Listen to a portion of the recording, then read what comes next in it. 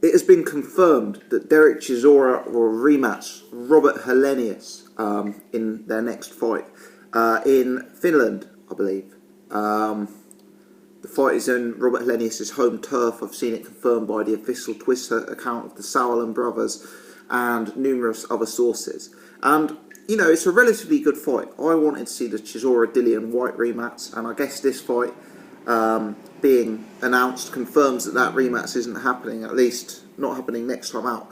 But it's an interesting fight, and it's a fight that will generate some interest because of the history between the two guys, where a number of people believe Dereck Chisora was very, very unlucky to lose against Robert Helenius when they fought first time out. You know, that was a fight where a lot of people cried robbery. Now, looking at Dereck Chisora, he's a bit of an enigma. He's a guy who's had a strangely managed career. And if you look back on his career, he's actually been in against a lot of top heavyweights. You know, if you pull up the top heavyweights list, there isn't too many guys you could say has been in with more top-level fighters than Dereck Chisora. And I'm not actually saying that Robert Helenius is a top-level fighter here, but it's another 50-50 fight, if you like, in the career of Dereck Chisora. And you kind of wonder at some stage whether there's just too many miles on the clock, and, you know, there's too many 50-50 fights, there's too many wars, and, you know, Chisora is going to move into decline, because I'm not saying Robert Helenius is necessarily the second coming of Muhammad Ali,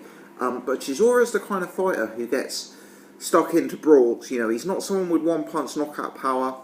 He's someone who takes some punishment from the outside. He's often someone who'll take one to land one. And, you know, he's had a hard career against some big-name opponents. I think one of the things that confuses me about Dereck Chisora, and this is something I've always thought, and Dillian Whyte actually mentioned it in a recent interview with IFL TV, is Dereck Chisora may not be the shrewdest businessman in boxing. You know, he's someone who seems to have his own personal opinions about his own financial worth and about his own market value. And, you know, I guess there are occasions where Dereck Chisora has certainly been involved in very, very big fights. The Dillian Whyte fight, the David Haye fight. You know, he's been involved in fights where there's been a huge sell based on bad blood and huge drama in the build-up. But on both of those occasions, he's kind of been the B-side. He's kind of been the away fighter. He's been the opponent, if you like. And I think one of the problems with Dereck Chisora from a commercial perspective is I'm not really aware of Dereck Chisora fans. I mean, there are certainly Anthony Joshua fans out there. There are people who queue up to buy a ticket when Anthony Joshua fights. There are certainly David Haye fans. There are certainly Tyson Fury fans. There are Deontay Wilder fans. You get a picture. I know people like Dereck Chisora. I'm someone who likes Dereck Chisora. I always enjoy his fights. But he's never really had a fan base as such. You know, I've never been aware of Dereck Chisora as a ticket seller. And I think part of that is possibly because Chisora has never been a character who's been overly available. You know, he's not someone who's regularly interviewed. He's not someone who's regularly appearing on TV, etc. He's kind of a bit of an enigma, if you like. But he's never headlined a pay-per-view as an A-side. He's never, as I say, sold out massive arenas on the back of his own name where he hasn't been the opponent. And I kind of think that he does have an inflated opinion of his self-worth from a commercial perspective. I remember reading an article, I think it was an article, I actually think, and I don't have this in front of me, it might have been in the Telegraph Wealth. I think I googled Dereck Chisora once and stumbled across it online. But it was prior to his second fight with Tyson Fury, and he said that following on from that fight, his next fight would, you know, his purse would be 8 figures, i.e. 10 million plus. And at that time, I remember thinking to myself, like, you know, is this guy joking? Like, is he serious? You know, I'm sure Chisora's had some really, really good paydays in his career, obviously against Haye, Klitschko, Fury the second time, Dillian Whyte. You know, I'm sure he's had some very, very good paydays. But I don't think Chisora is a guy who at this stage of his career can be expecting the superstar paydays, being given that he's never A-sided events which have sold out arenas. He's never been a pay-per-view figure in his own right. And I kind of think this is why he's ended up taking these bizarre fights on the road. You know, Kubrat Pulev away from home was a very, very tough fight, and a fight that he lost. Robert Helenius away from home the first time when Helenius was undefeated and had loads of momentum was again a very, very tough fight and a fight that Chisora lost. And now Robert Helenius the second time, you just wonder, you just wonder like if it could be a step too far. The fight for Chisora Joshua was there. You know, we know it was offered. We know it was a big offer, a serious offer. But Chisora turned it down because he wanted crazy money. And he thought he'd go and beat Pulev and then he'd get even more money.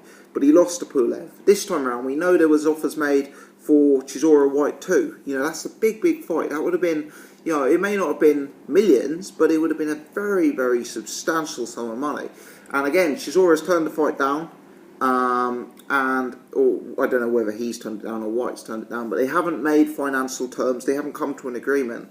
And now what's happening? He's facing Robert Helenius on the road again, presumably hoping he'll get a win and then can demand a bigger portion of the split with Dillian Whyte. You know, I understand this fight against Helenius, by the way, is for the WBC silver version of the heavyweight title. So, yeah, potentially, even though the silver belt is largely meaningless, potentially it would have some interest to Dillian Whyte because Dillian Whyte's made no secret of his ambitions to fight Deontay Wilder, and I guess if Dereck Chisora brought that belt to the equation, Whyte may view Chisora as a meal ticket not only to another big payday but also to get that silver title and put himself closer in the WBC rankings to get a fight versus Deontay Wilder. But from Chisora's perspective, I think it's risky business. You know, at this stage of his career, Chisora, I would say, is a guy who I would view as a guy who's never going to be good enough to win a world title, but a guy who's got the brand and got the name to be involved in some, you know, 2 or 3 big fights with big paydays. You know, I'd still say Dereck Chisora has the potential to go and earn a further £1 million in his career. You know, I still think there's big enough fights out there for him to, you know, to make waves and to feature on some very, very big bills. But here, Robert Helenius in Finland, you know, a loss here would not be good for his career. You know, it really wouldn't be good for his career.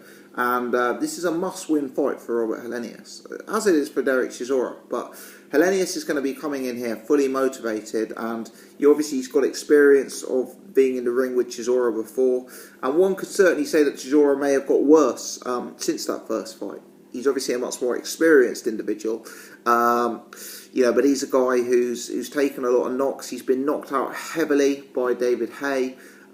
He's got a lot more miles on the clock and he's a lot older. So Helenius will probably fancy the job. I think the blueprint on how to beat Dereck Chisora, especially if you're a tall guy like Robert Helenius, is now very, very established. You know, if you look at the Kubrat Pulev fight, if you look at the Tyson Fury fight, the first fight, but the second fight to a greater extent, you know, Helenius can look at that footage and he can really come up with a plan for, you know, how he wants to fight Dereck Chisora. And Helenius is a guy who likes to keep range. Helenius is a guy who likes to establish a jab. You know, and that's a style that, if used effectively, can be used to great effect against Dereck Chisora. Now, Helenius is an interesting character because I know Helenius is seen as a fringe contender in the UK and in the US, but I have a few subscribers in this channel who are from Scandinavia, and I'm reliably informed by them that Helenius is actually a very, very big deal in Scandinavia, and he's actually a pay-per-view star out there. So don't be surprised if this Helenius-Chisora fight is a pay-per-view fight in Finland, and don't be surprised if Helenius, with his own name, sells a lot of tickets. I mean, it wouldn't surprise me whatsoever if you get 10,000 people, 15,000 people in an arena for this fight. I remember being really taken back by how successful commercially the Helenius Dupar fight was. You know, that was a big, big fight that did big numbers in terms of pay-per-view and in terms of ticket sales. Now, in that fight, Helenius was knocked unconscious by Johan Dupar, who isn't the biggest puncher in the world. And, you know, that's a major knock to his career, because although Helenius had a sort of bit part career where he struggled for momentum, he was still undefeated at that point, and he was still a guy who had a bit of a cult following, if you like. But now Dereck Chisora will sense that weakness, and he'll also kind of, you know, think back to the first fight and think back to you know, how close that was and the success he had, and again thinks that will have the blueprint to beat Robert Helenius. But Chisora's got to go and put this fight beyond doubt, because, as I say, Helenius is a big name, a big name in Finland. and Chisora is going to be on the road fighting in front of Helenius' crowd. I doubt too many Chisora fans are going to be in that stadium, and it's going to be a tough fight to get the decision. And even though Johan de Paar knocked Robert Helenius out, you wouldn't necessarily expect Dereck Chisora to have the power to do that. I mean, you have to ask yourself, who are the best people that Chisora has really knocked out in his career? And the answer's few and far between, if we're honest. It could be a good fight stylistically, this, because it's the classic Dereck Chisora versus boxer fight. We've been here 2 or 3 times before, where you're going to have a clash of styles. Helenius is going to be looking to pump the jab. I expect Helenius actually to be quite successful in the first 2 or 3 rounds. Helenius, for me, is a guy who carries power early on in a fight. He comes out, he establishes his jab early, he takes an early lead in fights. I do believe Helenius becomes a bit one-paced after a few rounds. He's very, very heavy. He's naturally a very big guy. I'm not saying he's fat or overweight, but he is a very heavy-set guy. And I think a bit of speed goes out of his work and a bit of snap goes out of his work. And Chisora has an engine, and I expect that from rounds 3 and 4 onwards, Chisora will be trying to bring the fight to the inside, get inside of Robert Helenius' jab, and get the job done. If Chisora takes this fight really seriously, if he puts in a huge effort in training camp, I think he can beat Robert Helenius, because I think he can duck under the jab and work out Helenius on the inside, wrap him up to the body, and make things really, really uncomfortable for Dereck Chisora. But if Chisora comes in undermotivated and fat and heavy, I think Helenius does have the potential just to pick him off with the jab. I think Helenius lacks the nimbleness and the athleticism and the skill of a guy like Kubrat Pulev. Kubrat Pulev isn't a complete fighter, but Kubrat Pulev has a real quick, snappy jab. He's got good footwork. He's relatively mobile for a guy of his size, and I don't think Helenius has that same mobility. I think Helenius would be an easier guy to get on the inside of. I think Helenius' jab would be either easier to duck under and avoid than Kubrat Pulev's. So I do think Chisora has a chance in this fight. I view it personally as a 50-50 fight.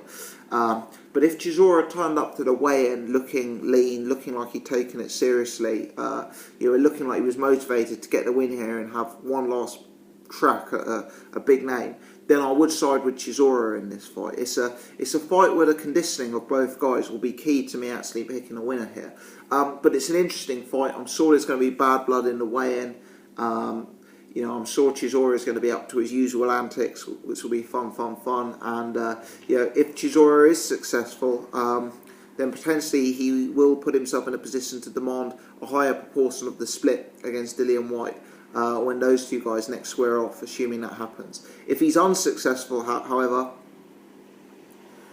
then it's another real blow in the career of Dereck Chisora. And if he's unsuccessful, we're probably talking about him fighting David Allen or Ian Lewison or the Sexton Cornish winner, as opposed to him necessarily taking on the Dillian Whytes of this world. But yeah, good news that Chisora is back in action. Good news that Helenius is back in action. It's a fight that I'll look forward to. It's a competitive fight.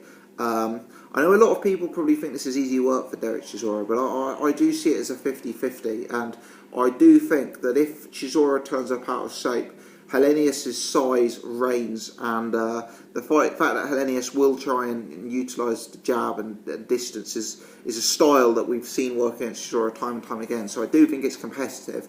But if Chisora is at his best, he can get revenge in this rematch. Let me know your thoughts, guys. Do you like the fight? Who do you think will win? Do you kind of agree with me that Dereck Chisora is perhaps overvaluing his market worth, and he should have looked to take these fights with Joshua and Whyte rather than going on the road and trying to get wins to increase his percentage?